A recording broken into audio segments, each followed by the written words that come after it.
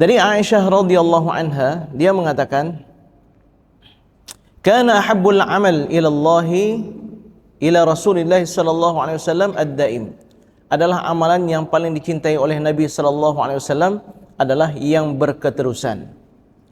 Lalu ditanyakan kepada beliau, "Mata kana yaqum?" Kira-kira kapan Nabi itu qiyamul lail? Mulai qiyamul lail itu kapan? Qalat, berkata Sayyidah Aisyah, kana yaqumu idza sami'a as-sarikh. Adalah Nabi SAW pertama bangun untuk qiyamul lail ketika beliau mendengar suara ayam berkokok. Kira-kira jam berapa ayam berkokok? Ya? Apa dong? Jam 3? Ya, sekitar jam 3 ya. Itu kalau kita lihat di Google, Bapak sekalian, itu macam-macam versi ayam kokok. Katanya dalam Primbon pun ada versi dia. Kalau ayam berkokok sebelum jam 12 malam, kemudian kalau setelah jam 12 malam, kemudian kalau jam 2 dan seterusnya. Tapi secara umum ayam berkokok antara jam 2 sampai jam 3 mulai berkokok. Jadi di waktu itulah Nabi sallallahu alaihi wasallam qiyamul lail. Apa yang beliau lakukan? Ketika beliau bangun dari tidur, beliau menyapukan dulu mata beliau dengan tangan, dengan jemari. Kemudian beliau akan membaca doa. Doa ini Bapak sekalian sangat besar fadilahnya. Simple, kita hafal. Siapa yang berdoa dengan doa ini, membaca zikir ini, lalu dia berdoa, doanya akan menjadi doa mustajab. Kalau dia melakukan qiyamul lailnya itu pasti diterima oleh Allah Subhanahu wa taala.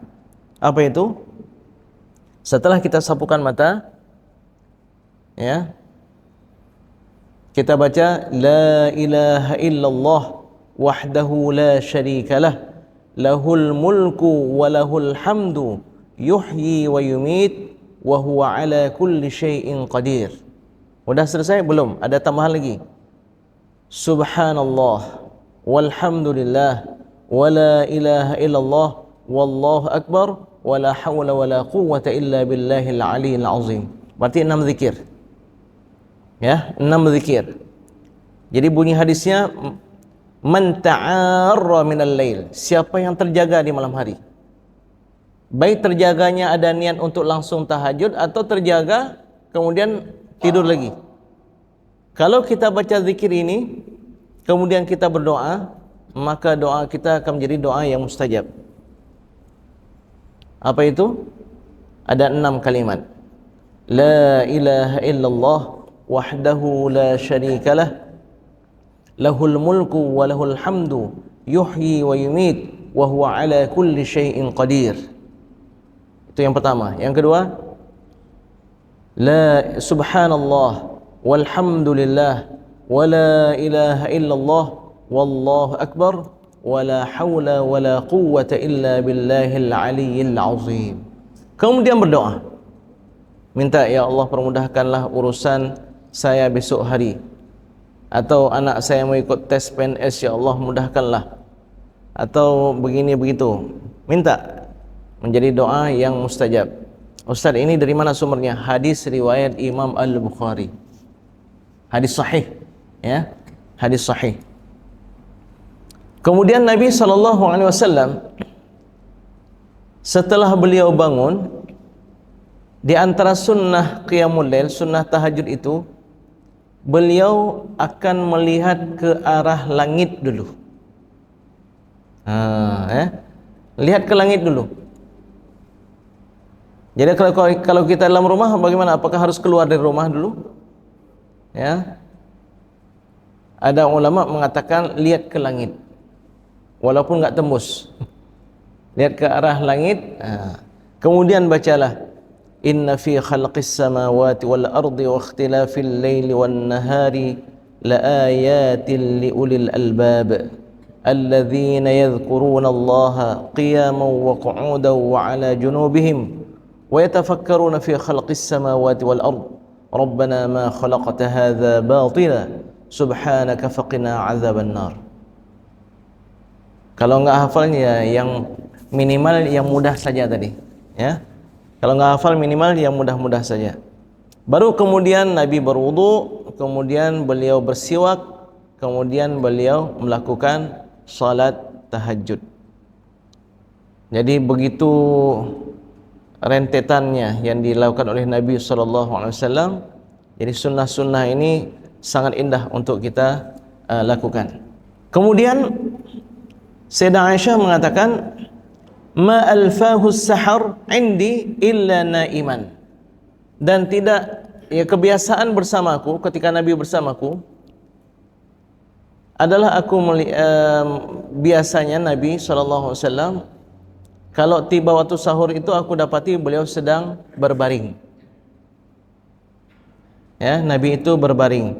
Berarti tidak dianjurkan kita untuk qiyamul lail dari malam sampai subuh. Hendaknya kita beristirahat sejenak, walaupun tidak tidur. Minimal kita baringkan badan kita. Kemudian ada satu sunnah lagi, Bapak sekalian, sunnah yang jarang sekali kita buat dan sepertinya agak sulit. Apa itu? Silahkan Bapak sekalian baca dalam literatur hadis-hadis Nabi SAW.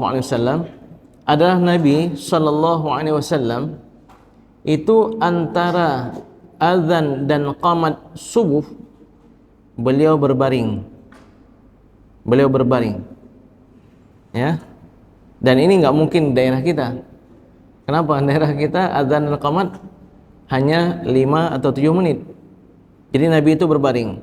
Bahkan ada pendapat mazhab Zahiriyah, Ibnu Hazm misalnya, beliau mengatakan wajib itu antara azan dan qamat wajib ada berbaring. Tapi ini bukan mazhab Ahlus Sunnah wal Jamaah. Ini di luar 4 mazhab Ahlus Sunnah wal Jamaah. Kecuali kalau seandainya kita berbaring itu terbawa sampai akhirnya kita tidur. Kalau begitu maka tidak dianjurkan, ya. Maka karena begitu pentingnya suara kokokan ayam ya. Di sini Imam Ahmad juga meriwayatkan dengan sanad yang bagus bahwa Nabi SAW pernah bersabda, la tasubbud dika fa innahu yuqizu lis-shalah.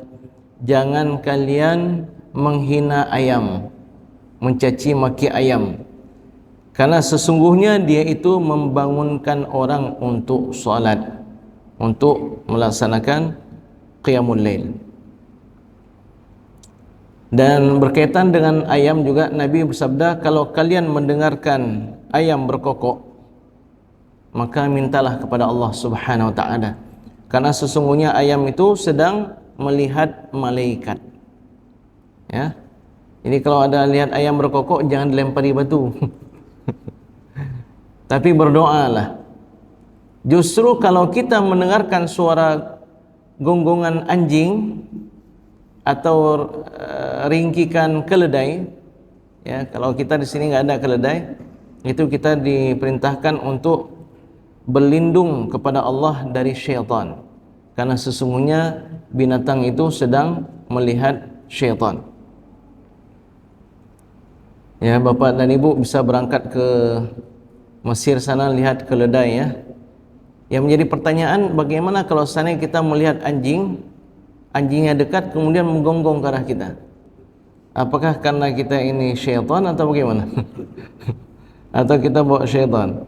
Jadi intinya kalau seandainya kita dengarkan anjing menggonggong, hendaknya kita membaca a'udzubillahi minasyaitonir rajim.